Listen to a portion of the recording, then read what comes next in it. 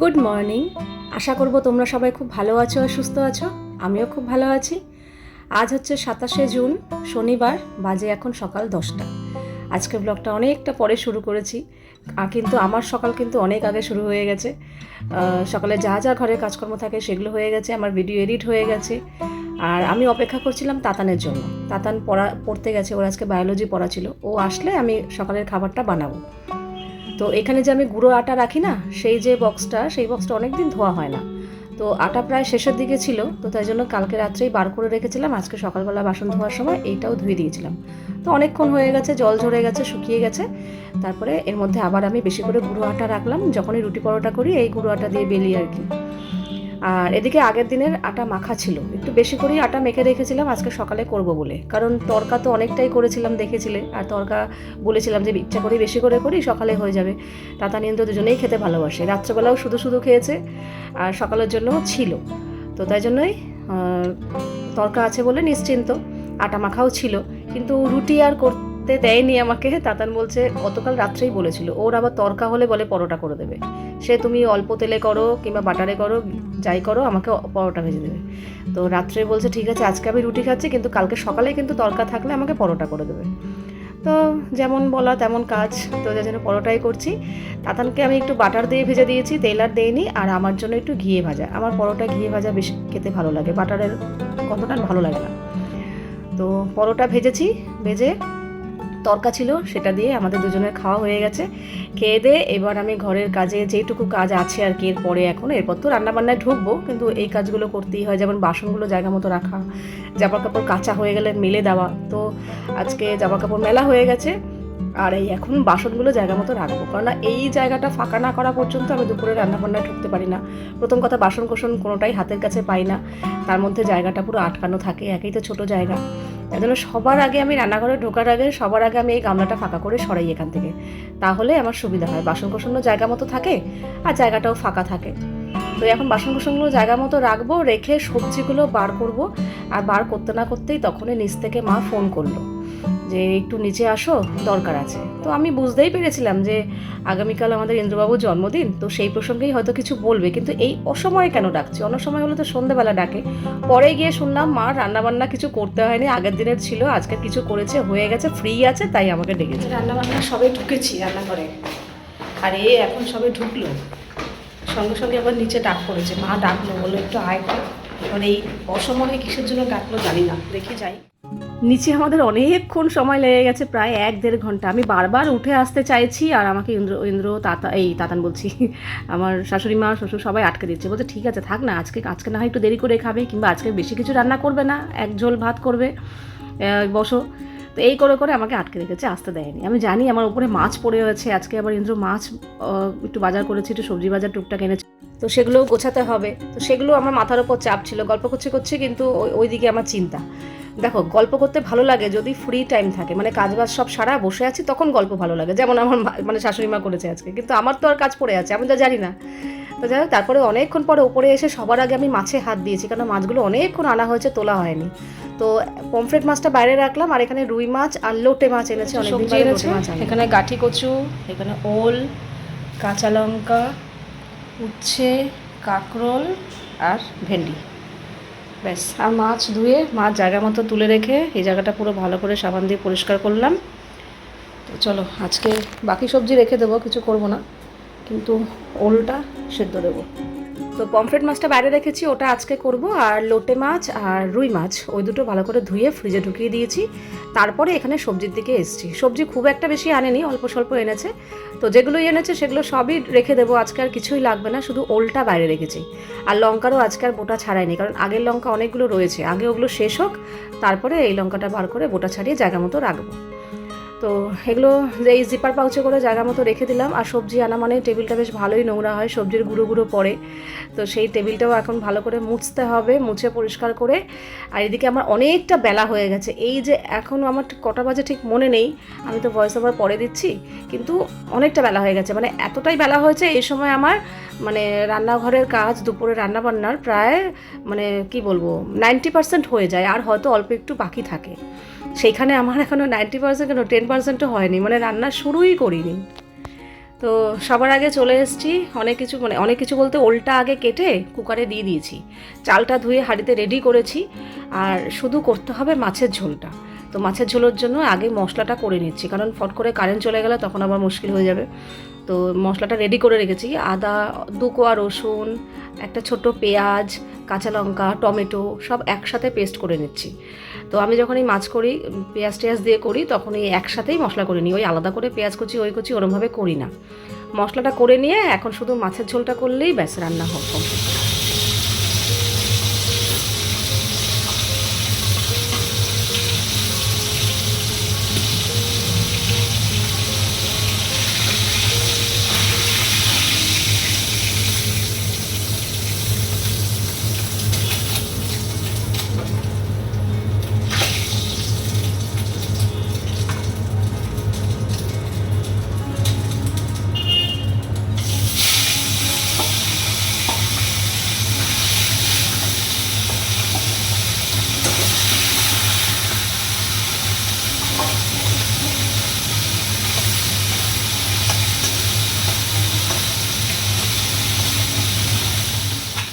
তো ওদিকে মাছের ঝোলটা চাপা দিয়ে দিয়েছি, আর এখানে ভাতও হয়ে গেছে, ভাতটা উপর দিয়ে দিয়েছি। ওল সেদ্ধ তো আগেই হয়ে গেছিলো, ওল সেদ্ধ মাখা হয়ে গেছে, আর কিছু করতে হয়নি। কারণ নিচে যখন গেছিলাম বারবার বলছিলাম আমার দেরি হয়ে যাচ্ছে, তো শুধু মাছের ঝোল করলে হবে না। বাবা বলছিল মাছের ঝোল করে ফেলে, আর কিছু লাগবে না। আমি বলছি না, আমার আবার মেয়ের চিন্তা করতে হবে, মেয়ের জন্য কিছু করতে হবে না। তখন মা বললো আমি একটু ঝিঙে আলু পোস্ত করেছি, ওই পোস্ত একটু দিয়ে দেবো, ডাল আছে? হ্যাঁ ডাল আছে। তো তাই জন্য মেয়ের জন্য আর আজকে আলাদা করে কিছু করতে হয়নি। মা একটু ভেন্ডি আলু পোস্ত পাঠিয়ে দিয়েছে, আর আমার ঘরে ডাল আছে, আরও তো ওল সেদ্ধ আছে, এই দিয়ে তাতানের হয়ে যাবে। আর এদিকে আমি ওই সকালবেলা আজকে নিচ থেকে মার জামা কাপড় নিয়ে এসেছিলাম, সেগুলো কেচে মেলে দিয়েছিলাম। তো ভালোই রোদের তাপ ছিল, মাঝে মাঝে মেঘলা হচ্ছিল, কিন্তু তার মধ্যে থেকেও রোদের তাপ ভালোই ছিল, শুকিয়ে গেছে। এই এখন আবার ওগুলো তুলে আমি রোজের যে জামা কাপড় কাচি সেগুলো মেলে দিলাম। আগে মারগুলোই মেলে দিয়েছিলাম, যে ওগুলো শুকিয়ে গেলে ভাঁজ করে দিয়ে আসতে পারবো, আর আমারগুলো না হয় সারাদিন সারা রাত মেলা থাক বারান্দায়, কোনো অসুবিধা নেই। তাই জন্য ওগুলো তুলে এখন আমার রোজের জামা কাপড়গুলো মেলে দিলাম। আর তারপরে এখানে ততক্ষণে মাছের ঝোলও হয়ে গেছে। এই এখন লাস্ট কাজ, গ্যাসের জায়গাটা মুছে নিচ্ছি। ওদিকে দাতানের স্নান হয়ে গেছে, ইন্দ্রবাবুরও স্নান হয়ে গেছে, আমি এই জায়গাটা মুছে এখন আমি যাব স্নান করতে। স্নান টান করে এসে তারপর তো খাওয়া দাওয়া। রান্নাবান্না কমপ্লিট করে রান্নাঘরটা পরিষ্কার করলাম। আর এখানে রান্না বলতে এখানে তো ভাত তো আছেই, আর কালকের চাল কুমড়োর দিয়ে মুগ ডাল করেছিলাম সেটা একটু ছিল, ওটা গরম করলাম। আর এই যে ওল সেদ্ধ দিয়েছিলাম, ওটা মেখেছি নুন তেল লঙ্কা দিয়ে। আর নিচে মা আবার পাঠিয়ে দিল তাতানের জন্য ভেন্ডি আলু পোস্ত, এটা ডাল দিয়ে খেয়ে নেবে মেখে। আর আমাদের হচ্ছে এই যে পমফ্রেট মাছের আলু দিয়ে ঝোল, একটু মাখা মাখা ঝোল। এই হচ্ছে রান্না। কীভাবে যে রান্না করলাম, হয়তো আরও একটা কিছু করতাম তাতানের জন্য, কিন্তু সময় নেই, আর অনেক বেলা হয়ে গেছে। নিচে যখন গেছি তখনই কত বেলা, তা নিচে গিয়ে একটু গল্প করলাম। আমি তাই বলছি যে এখন রান্না করার সময় আমি এখন গল্প করছি। বলে ঠিক আছে, একদিন হতেই পারে। তো যাই হোক, ওপরে এসে তাড়াহুড়ো করে করলাম। তবে নিচে গেছিলাম কেন সেসব তোমাদের সাথে পরে ডিসকাস করবো, আগে আমি স্নান করে আসি। আমি যখন স্নান করতে গেছিলাম তখন তাতান বললো আমাকে খেতে দিয়ে দাও। তো স্বাভাবিক, অনেকটা বেলা হয়ে গেছে, প্রায় 3টের মতো বেজে গেছে, জানো এত বেলা আমার হয় না, আজকে হয়ে গেল। যাই হোক, তো ওকে খেতে দিয়ে আমি শুধু ওল সেদ্ধটা দিয়ে খেতে দিয়ে চলে গেছিলাম। বলেছিলাম তুই এবার ডালটা আর ভেন্ডি পোস্ত তোর জন্যই আছে, পুরোটাই তুই নিয়ে নে। তো ওই দিয়ে ও খেয়ে নিয়েছে আমি স্নান করতে করতে। তো এই এখন আমি স্নান করে এলাম, তবে আমাকে আবার শ্যাম্পু করতে হবে। দেখি আজকে আর করলাম না, দেরি হয়ে গেছে, না হলে ভেবেছিলাম আজকেই করবো, তো আজকে দেরি হয়ে গেছে, তো আজকে আর করলাম না। দেখি কালকে আমাকে শ্যাম্পু করতেই হবে। নিয়ে বসেছি তোমাদের সামনে শেয়ার করার জন্য। তো প্রথমে দেখাই, কিছু শীট মাস্ক এনেছি, বেশ ভালো, ইউজ করলে একটা ফ্রেশ ফিল হয়, আর মনে হয় যে হ্যাঁ একটা ডিপ ক্লিন হলো। বিশেষ করে এই গরমকালে একটা দারুণ একটা কুল ঠান্ডা একটা অনুভূতি হয়। তো এই একটা কম্বো প্যাক, এতে 5খানা শীট থাকে, 5টা ফ্লেভারের, ঠিক আছে। তো এই যে এই একটা, এটা কিন্তু ল্যাকমির, ঠিক আছে। এই যে ব্লাশ অ্যান্ড গ্লো, সত্যি একটা সুন্দর গ্লো দেয় স্কিনে। এই একটা, 5টা ফ্লেভারের, তো বেশ ভালো। এই 5টা আনলে প্রত্যেক সপ্তাহে একটা করে ইউজ করলে 1 মাসেরও বেশি যাবে। তো ভালো, বেশ মানে ইউজ করে বেশ ভালো উপকার পেয়েছি। তাতানো ইউজ করে, আমিও ইউজ করি। দেখো এইসব জিনিস ইউজ করলে কিন্তু কেউ ফর্সা হয় না, কিন্তু যার যেই স্কিনটা থাকে সেটা একটা ডিপ ক্লিন হয়, একটা আলাদা করে গ্লো দেয়, এই আর কি। তো এটা বেশ ভালো লেগেছে আমার ল্যাকমির এই শীট মাস্ক। কিছুই না, এই প্যাকেটটা আমি এখন খুলছি না, খুললে তো ব্যবহার করতে হবে, নষ্ট হয়ে যাবে। এই জায়গাটা যে এটা আছে, এখানটা ছিঁড়ে যেই মাস্কটা আছে একটু ভেজা ভেজা থাকে, ওটা বার করে জাস্ট স্কিনে লাগিয়ে দাও, যেভাবে লাগাতে হয় লাগিয়ে দাও, লাগিয়ে 10-15 মিনিট থাকো, তারপরে খুলে নর্মালি মুখ ধুয়ে ফেলো। ওটুকুতেই দেখবে একটা সুন্দর একটা গ্লো দেবে। কোথাও ফাংশনে যাচ্ছ কিংবা কোথাও বেরোবে, রেডি হবে, মেকআপ করবে, তার আগে এটা করে নিতে পারো, খুব তাড়াতাড়ি হয়ে যাবে। ঠিক আছে। আর এনেছি সাবান, গরমকালের জন্য একদম পারফেক্ট সাবান, আইস কুল, মানে একটা ঠান্ডা ঠান্ডা অনুভূতি হবে স্নান করার সময়। এমনিতেই লিলির সাবান ইউজ করলে একটা ফ্রেশ ফিল হয়, খুব সুন্দর একটা গন্ধ থাকে, সারা বাথরুমময় একটা সুন্দর গন্ধ হয়ে যায় সাবানটা থাকলে। তার মধ্যে এটা হচ্ছে আইস কুল, একটা ঠান্ডা অনুভূতি হবে। তো এই একটা কম্বো প্যাক নিয়ে এসেছি, এতে কিন্তু তোমার 4টে সাবান থাকে। ঠিক আছে, এই যে এরকম 4খানা সাবান থাকে একসাথে। তো এটাই নিয়ে এসেছি এই গরমকালে ব্যবহার করার জন্য লিরিলের। ঠিক আছে। আর একটা জিনিস এনেছি, তোমরা অনেকে জিজ্ঞাসা করো দিদি তুমি কী হেয়ার কালার ইউজ করো। তো আমি কিন্তু এই যে এই লরিয়ালের এই হেয়ার কালারটা ইউজ করি।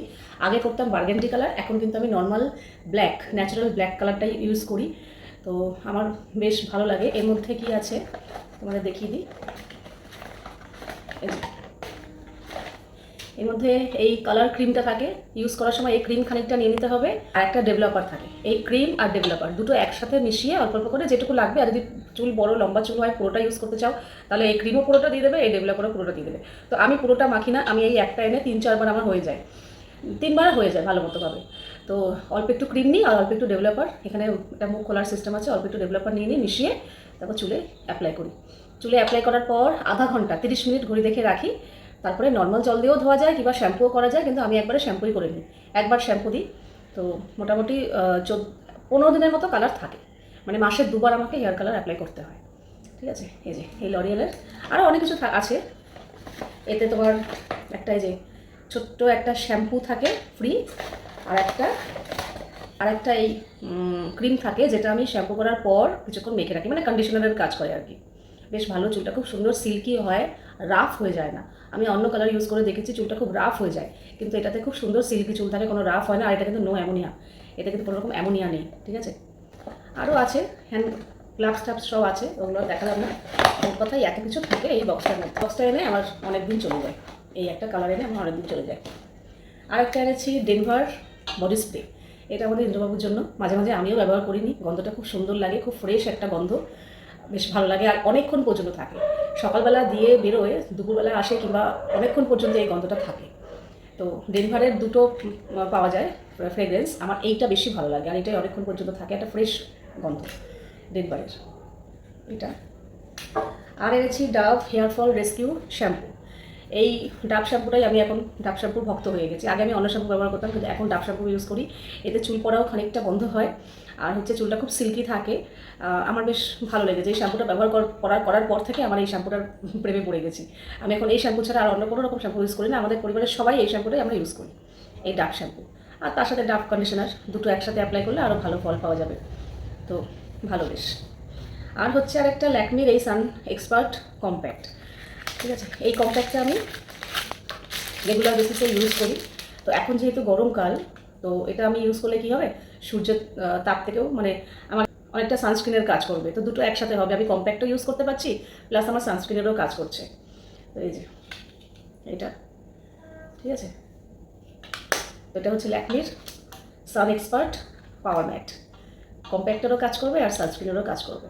রেগুলার বেসিসে কিংবা কোথাও এদিক সেদিক বেরোতে গেলে এই কম্প্যাক্টটা ইউজ করলে, ল্যাকমির অবশ্যই, তো বেশ ভালো, আমি এই কম্প্যাক্টটা ইউজ করছি। তো এই কটা জিনিস এনেছি, আর আমি প্রত্যেকটা জিনিস কিন্তু এনেছি অ্যামাজন থেকে, কারণ অ্যামাজনে কিন্তু ফ্যাশন আর বিউটি প্রোডাক্টের ওপর প্রচুর ডিসকাউন্ট থাকে, সেল সবসময়ই থাকে, অনেক কিছু অনেক অনেক অনেক অফার থাকে, তোমরা গিয়ে চেক করতে পারো। আর আমি যে জিনিসগুলো এনেছি, যদি এগুলোর মধ্যে কিছু নিতে চাও তাহলে আমি ডেসক্রিপশন বক্সে লিঙ্ক দিয়ে দেবো, তোমরা কিন্তু গিয়ে চেক করতে পারো। বাজে এখন 10টা 15, আমরা নিচে গেছিলাম, একটুখানি গল্পগুজব করলাম। গল্পগুজব বলতে একটু প্ল্যান হলো আর কি আগামীকালের জন্য। আগামীকালের সমস্ত কিছু প্ল্যান আমাদের রেডি, সকাল থেকে রাত পর্যন্ত কি হবে না হবে সব নিচে গিয়ে সব প্ল্যান করলাম। এই এখন আমি ওপরে এলাম। হচ্ছে আজকে আমাদের ডিনার মেনু, দুধ আর এই যে লাচ্ছা বন। ঠিক আছে, এটা দিই না, দুধ খেতে বেশ ভালো লাগে, এই লাচ্ছা বন দিয়ে একটু মিষ্টি মিষ্টি হয় তো। আর এই একটা ব্রেড এনে রাখা হয়েছে, কারণ এখানে লাচ্ছা বন বেশি পাওয়া যায়নি, তার জন্য এটা আনা হয়েছে, যদি লাগে তাহলে নালে থাকবে। ও অলরেডি খেতে বসে পড়েছে, আর তাতান খাচ্ছে পাস্তা, সেই একটা দুখানা পাস্তা এনেছিল, একটা খেয়েছিল আর একটা ছিল, সেটা বলছি।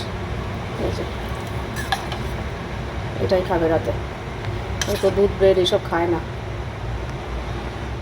বাজে এখন 11:30। রান্নাবান্না তো আজকে কিছু করিনি, প্রায় সন্ধ্যা থেকে ধরতে গেলে নিচেই বসেছিলাম, নিচে সব প্ল্যান করছিলাম। ধরতে গেলে আমাদের ইন্দ্রবাবুর বিপক্ষে গিয়ে প্ল্যান করেছি, কারণ ও পছন্দই করে না। মেন ব্যাপার হচ্ছে আগামীকাল আমাদের ইন্দ্রবাবুর জন্মদিন, ঠিক আছে? আমার জন্মদিনের দুদিন পরেই ওর জন্মদিন। মাস একই আর বছরও আলাদা, আর হচ্ছে ডেটটা আলাদা, কিন্তু মাসটা আমাদের একই। তো যাই হোক, তো ওর জন্মদিন খুব একটা পালন করতে দিতে চায় না, বলে দূর আমার এসব ভালো লাগে না। আমার তাহলে আমি বলছি তোমার যখন ভালো লাগে না তাহলে আমাদেরটা কেন করো? বলে তোমাদেরটা করছি, তোমরা আনন্দ করো, কিন্তু আমারটা করার দরকার নেই। আমি বলছি এটা কোথাকার? দেখবে যার জন্মদিন সে কি নিজে সেলিব্রেট করে না? যার জন্মদিন তাকে অন্য কেউ, আশেপাশের মানুষ একটু তাকে স্পেশাল করানোর জন্য, যে হ্যাঁ তোমার দিন, তোমার জন্য আজকের দিনটা স্পেশাল, সেটা বোঝানোর জন্য একটু আমরা টুকটাক যার যেরকম সামর্থ্য আমরা সেইভাবে সেলিব্রেট করার চেষ্টা করি। যেমন তাতারের জন্মদিন আমরা করছি, তোজোর জন্মদিন করছি, আমারটা করা হয়। তো তেমনই যদি ইন্দ্রটা করা হয়, ওর একটু ভালো লাগবে, আমাদেরও ভালো লাগবে, ওর সাথে সাথে আমরাও আনন্দ করব, ওকে একটু স্পেশাল ফিল করানো, এই আর কি। তো যাই হোক, বকা খেয়েছে মার কাছে, যেই বলেছে না আমারটা করার কি দরকার। মা বলছে আমি যতদিন বেঁচে আছি, যতদিন আমার শরীরে শক্তি আছে, আমি করব, যেরকম আমার সামর্থ্য হয়, যেরকম আমার ক্ষমতা থাকে আমি করব, দুজনেরটাই, মানে দাদারটা আর ওরটা। কাজে আমাকে কখনো বাধা দিবি না। আর মায়ের কাছে কোনো সন্তান কখনো বুড়ো হয় না। যে বলেছে বয়স হয়ে গেছে, এখন আবার কী বলছে, মায়ের কাছে কোনো সন্তান কখনো বয়স হয় না, বুড়ো হয় না। যতদিন আমি পারবো করব। তো যাই হোক, অনেক কিছু করাতে আমরা অনেক কিছু প্ল্যান করেছি, একদম সকাল থেকে রাত পর্যন্ত অনেক কিছু আমরা সবাই মিলে প্ল্যান করেছি। সেগুলো কালকে এক এক করে করব, আর তোমাদের সাথে তো অবশ্যই শেয়ার করব। তো সেই প্ল্যানই আজকে নিচে গিয়ে সন্ধ্যাবেলা করেছি, অনেকক্ষণ ধরে। সকালে কী হবে, দুপুরে কী হবে, সন্ধ্যায় কী হবে, রাত্রে কী হবে, পুরোটা সবাই মিলে আমরা ফ্যামিলি আর কি, আমরা মিলে। তো সেই নিয়েই আজকে সারাদিন গেছে। দুপুরবেলাও মা ডেকেছিল ওই জন্যই, যে কী রান্নাবান্না হবে, কালকে দুপুরে কী মেনু হবে, কে কী খাবে, ও কী করা হবে, এইসবের জন্য। আর সন্ধ্যাবেলাও আমি গেছি সবাই মিলে, কী কী হবে না হবে সেই সব মেনু ডিসাইড করার জন্য, কী হবে না হবে, কে কী পছন্দ করে, মানে এইসব আর কি, যা হয় আর কি। তো সেই সব প্ল্যান ট্যান করেই আজকে দিন কাটলো। তো প্রথমে ইন্দ্র একটু নানা করছিল, তারপরের দিকে আর কিছু বলেনি। তো এই হচ্ছে ব্যাপার। তো কালকে ব্লগটা বেশ ভালো হতে চলেছে, স্পেশাল হতে চলেছে, অবশ্যই তোমরা দেখো, আশা করছি তোমাদের ভালো লাগবে। তো চলো আজকের ভিডিওটা এখানেই শেষ করছি, আবার দেখা হবে তোমাদের সাথে নেক্সট ভিডিওতে। তোমরা সবাই খুব ভালো থাকবে, সাবধানে থাকবে, সুস্থ থাকবে। তাহলে love you all, good night and tata.